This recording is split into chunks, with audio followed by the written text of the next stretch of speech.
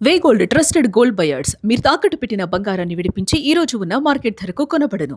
ఇప్పుడు ప్రెజెంట్ చాలా వరకు కూడా మనం సోషల్ మీడియాలో చూసినా, లేకపోతే బయట ఇన్‌స్టాగ్రామ్, యూట్యూబ్‌లో ఎక్కడ చూసినా గానీ, ఆడపిల్లలు ఎక్కువగా మోసపోతున్నారు అని చెప్పేసి మనం ఫస్ట్ నుంచి వినేది ఎప్పుడూ ఉంటది. ఎట్ ది సేమ్ టైమ్ ఈ మధ్య కాలంలో అబ్బాయిల గురించి కూడా ఇలాంటి విమర్శలు చాలా ఎక్కువగా వస్తూ ఉన్నాయి.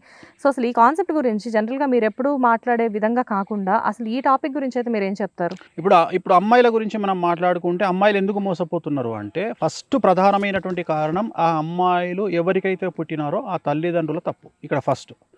ఎందుకు అంటే తల్లిదండ్రులు ప్రత్యేకమైన శ్రద్ధ ఆ అమ్మాయి మీద పెట్టకపోవడం వల్ల, తల్లిదండ్రులు ఆ అమ్మాయికి సరి అయినటువంటి ప్రాముఖ్యత ఇవ్వకపోవడం వల్ల, తల్లిదండ్రులు ఆ అమ్మాయిని ప్రేమగా చూసుకోకపోవడం వల్ల, అలాగే ఆ అమ్మాయి ముందరనే తల్లిదండ్రులు ఇద్దరూ తన్నుకోవడం వల్ల, ఆ తల్లి తన భర్తకు వాల్యూ ఇవ్వకపోవడం వల్ల.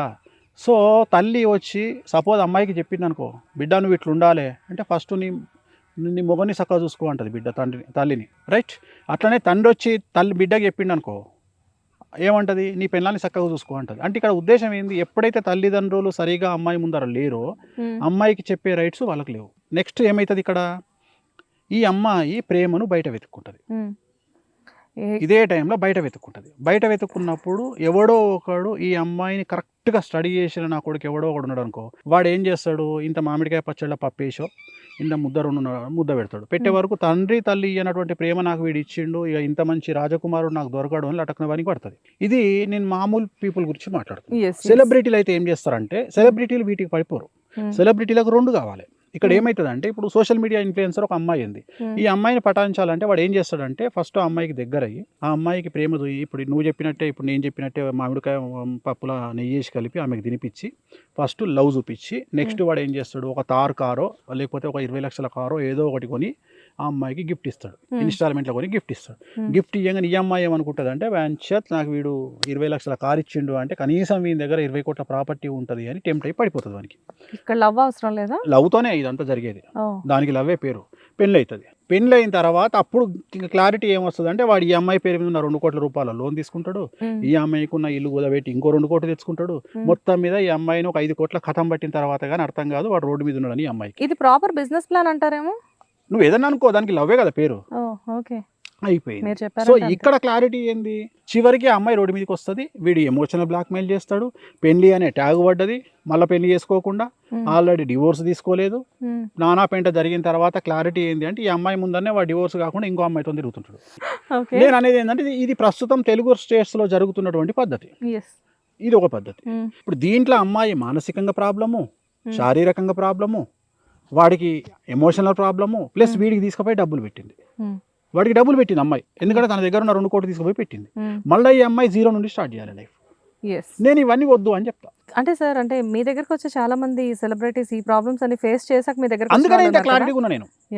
మగవాళ్ళ విషయం ఇంకోటి, ఇంకా మేజర్ ప్రాబ్లం ఏమైతుంది అంటే, చాలా మంది అబ్బాయిలు అందమైన అమ్మాయిలను కోరుకుంటారు భార్యగా, తప్పులేదు, కానీ భార్యగా కోరుకోండి, గర్ల్ ఫ్రెండ్గా వద్దు. మీరు నిజంగా మీకు కసి ఉంటే డబ్బు సంపాదించి భార్యగా కోరుకోండి. రెండోది, మిస్ జస్టిఫికేషన్ ఎక్కడైతుంది అబ్బాయిల దగ్గర అంటే, ఈ కలియుగంలో మన తెలుగు రాష్ట్రాల్లో మిస్ జస్టిఫికేషన్ ఎక్కడైతుంది అంటే, నేను ఒక ఎగ్జాంపుల్ చెప్తా. నాకు తెలిసినటువంటి ఒక పండితుడు ఒక విదేశంకు పోయిండు. విదేశానికి పోతే ఆయనను ఆ ఇంట్లో ఉండేటువంటి ఆవిడ, ఆ ఇంటి యజమానురాలు ఆయనకు హాస్పిటాలిటీ ఏర్పాటు చేసింది, అంటే ఇంట్లో ఉంచుకుంది, ఆతిథ్యం ఇచ్చింది. జనరల్గా పాశ్చాత్య దేశాలలో వాళ్ళు మిడ్డీస్ మినీస్ వేసుకొని తిరుగుతారు, ఇంట్లో కూడా షార్ట్లు వేసుకొని తిరుగుతారు. ఆమె కూడా ఏదో చిన్న మిడ్డియో మినియో వేసుకొని తిరుగుతుంది. వీడేమనుకున్నాడు, ఈ పోయిన పండితుడు ఏమనుకున్నాడు, ఆ అమ్మాయి తనకు సిగ్నల్ ఇస్తుంది అనుకొని చేరని తప్పు చేసిండు, రెడ్ స్టాంప్ వేయించుకొని ఇండియాకి వచ్చిండు. అంటే నేను ఏం చెప్తున్నా అంటే, ఒక అమ్మాయి వేషధారణ మీద, ఒక అమ్మాయి సిగరెట్ తాగిందనో, ఒక అమ్మాయి మందు తాగిందనో, ఆ అమ్మాయి మీద మీరు క్యారెక్టర్ మీద ముద్రలు వేయకండి. మనం మగవాళ్ళం ఎట్లాగైతే మందు తాగుతామో, మగవాళ్ళు ఎలాగైతే బట్టలు వేసుకొని తిరుగుతారో, మగవాళ్ళు ఎలాగైతే సిగరెట్ తాగుతారో, ఆడవాళ్ళకు కూడా ఈ జనరేషన్లో ఆ స్వేచ్ఛ ఉన్నది. సో మీరు అమ్మాయి సిగరెట్ తాగంగానే, అమ్మాయి మందు తాగంగానే, అమ్మాయి మిడ్డీసో మినీసో వేసుకోగానే మీరు ఆమె క్యారెక్టర్ మీద ఒక ముద్ర వేసేసి ఇంకా మీ పర్మిషన్ ఇచ్చింది అని పనికిమాలిన పనులు చేస్తే పోక్సో యాక్టులను ఇంకో యాక్టులను ఇరకాల్సి వస్తుంది. ఇవన్నీ దాని బదులు మీరు బాగా డబ్బు సంపాదించి, విపరీతమైన డబ్బు సంపాదించి, మంచిగా మీరు IIIT కొట్టి, మంచి ఫారెన్లో ఒక మంచి సాఫ్ట్వేర్ జాబ్ కొట్టి, నెలకు ఒక 15 లక్షలు సంపాదించారు అనుకో, మిమ్మల్ని ఎత్తుక్కుంటూ ఒక అందమైన అమ్మాయి భార్యగా వస్తుంది. సో మీ ప్రేమను అప్పుడు తీయండి. సో పెళ్లి చేసుకున్న తర్వాత మీ ప్రేమను చూపించండి. సో ఇది నేను చెప్పే పాయింట్. ఎందుకంటే నువ్వు ప్రేమించే బదులు పెళ్ళైన తర్వాత నీ భార్యను ప్రేమించు, పెళ్లి చేసుకున్నాక నీ భార్యను ప్రేమించు, అందమైన భార్య నీకు తెచ్చుకునే డబ్బు సంపాదించు. ఇది నేను చెప్పేది. ఎందుకంటే రాణి కావాలంటే రాజు ఉంటే సరిపోతుంది, కానీ రాజు కావాలంటే నానా సంకలు నాకాలి, నానా యుద్ధాలు చేయాలి. సో నువ్వు రాజు అయితే నీకు మంచి రాణి వస్తుంది. నువ్వు రాజుకు ఎలిజిబుల్గా, రాణులు రెడీగా ఉన్నారు.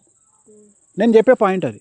సో ఇది నేను అనేది. ఒక అమ్మాయి కూడా ఇప్పుడు చాలామంది, మీకు తెలియనటువంటి విషయం చెప్తా, చాలామంది అమ్మాయిలకు చిన్నప్పటి నుండి తల్లిదండ్రులు భోజనం పెడతారు. పెద్ద పెద్ద ఫ్యామిలీస్లో నేను చూస్తుంటా. వాళ్ళు ఎంత ఉంటారంటే, నువ్వు అమ్మ 18 ఏళ్ళకి 20 ఏళ్ళకు నేను వాళ్ళని కళ్ళతో చూస్తే 110 కిలోలు 105 కిలోలు ఉంటారు అమ్మాయిలు. సడన్గా 6 నెలల ముందు పెళ్లి అనగానే ఇట్లా రకుల్లాగా తయారవుతారు.